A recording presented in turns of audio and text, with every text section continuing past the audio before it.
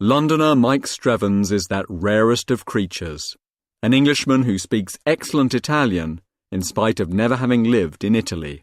We asked him how he had learnt the language. I was very lucky. I started learning Italian in '92 when I was 12 years old because my school offered it as a language. The teacher was employed by the Italian government, so she taught kids who had Italian parents, and it was very much a kind of, I learnt Italian by accident. But from the first time I went there in '95, I did an exchange with a school in Campania. I really fell in love with it. I mean, it kind of, learning the language opened up a new dimension for me. At the time, I think as a fairly awkward teenager, it gave me something a bit different, really. It gave me a whole new side to learn about. It's not the most useful language. It's never really helped me in my career or anything, but it's probably one of the best things I've ever done. I met my wife through our shared love of Italy. It's somewhere I visit all the time. I've met numerous Italian friends over the years, and I feel it's a big part of my life and my identity, really. I think that it's a shame in the UK we're quite lazy when it comes to learning languages, but there's so much you can get from doing it. It might not be beneficial for work, but it does open up a whole new world. And Mike says that there were a few surprises when, as a teenager, he went on an exchange programme in Italy. Yes, it's something I've always found that in Italy the level of English perhaps isn't what you would expect, given that Italy is the only country apart from Switzerland that speaks Italian. So I would have expected that when you